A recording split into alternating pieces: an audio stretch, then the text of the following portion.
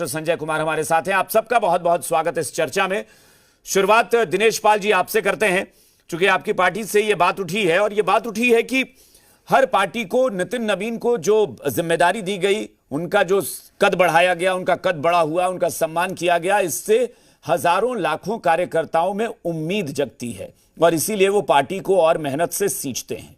क्या कहेंगे आप? देखिए, आपको हो सकता है कि लगे बहुत बड़ा फैसला है, क्रांतिकारी कुछ लग सकता है आपको, या फिर तो आप जिसका जिक्र कर रहे हैं, ऐसा कोई बहुत क्रांतिकारी फैसला नहीं रहा है कि जैसे आप कह रहे हैं कि कार्यकर्ता को बना दिया गया जिसको सीख लेना चाहिए।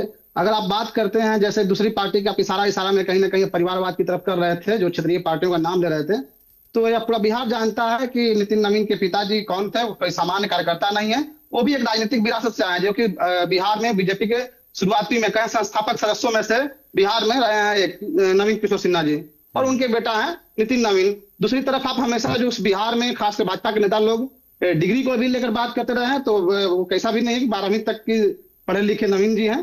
तो मेरे कहने का मतलब कि उनकी एक आम कार्यकर्ता की तरह आप पेश कर रहे हैं, ऐसा कुछ है ही नहीं।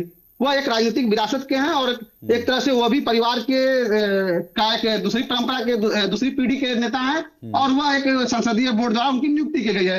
कई पार्टियां चुनाव करती हैं, कई पार्टियां मनोनीत करती हैं, और यह यहाँ पे इनकी नियुक्ति हुई है।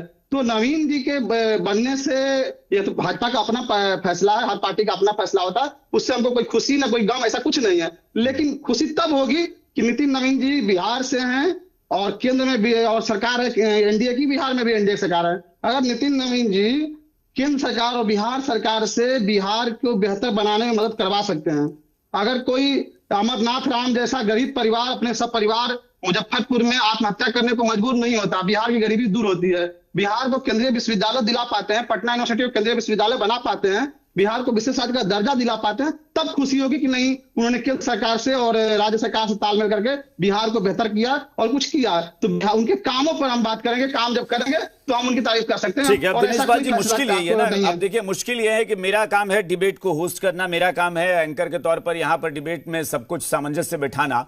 अब आप लोगों को से सवाल मैं पूछूंगा, क्रॉस क्वेश्चन कर दूंगा, तब फिर आप कह देंगे कि आपको बुरा लग जाता है।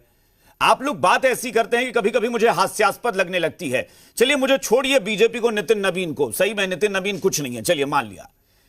मुझे बताएंगे जरा कि अभी तक इस देश में या फिर बिहार में कौन सी पार्टी का अध्यक्ष जो संगठन चला रहा है और वो बिहार और देश को संपन्न करने के लिए उसकी अर्थव्यवस्था भी संभाल रहा है। भाई, नितिन नवीन देश के प्रधानमंत्री बनने तो गए नहीं है, नितिन नवीन एक संगठन यानी अपनी पार्टी के मुखिया बनने गए हैं। अब बिहार की अर्थव्यवस्था को दुरुस्त कर दें, वो अमेरिका की अर्थव्यवस्था को चमका दें, वो भारत की अर्थव्यवस्था को चमका दें, वो लंदन की तरह सड़कें बना दें। भाई, आप लोग मजाक करते हैं क्या टेलीविजन में बैठकर? नितिन नवीन प्रधानमंत्री बनने गए हैं क्या वहां? टेलीविजन में बैठ के मजाक तो नहीं, आप बताइए ना भाई। लालू प्रसाद यादव बिहार की अर्थव्यवस्था को संभाल रहे हैं क्या?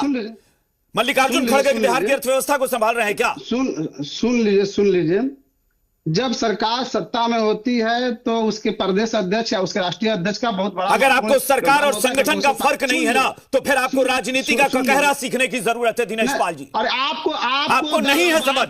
अगर सरकार और संगठन का फर्क नहीं पता है तो राजनीति का एबीसीडी जाकर सीखिए फिर से। और एक मिनट सुन लीजिए, आप जाके एंकरिंग सीखिए, आप दलाली मत कीजिए, सुनिए पहले। जवान संभाल कर बात करिए दिनेश पाल, जवान संभालो दिनेश पाल, बदतमीजी मत करो दिनेश पाल, बदतमीजी मत करो, बदतमीजी मत करो दिनेश पाल, एकदम जबान संभाल कर बात करो, जबान संभालिए पहले अपना, जबान संभालिए दिनेश पाल। आप हमको राजनीति ने सिखा दिनेश पाल जी, जबान संभालिए, जबान संभालिए।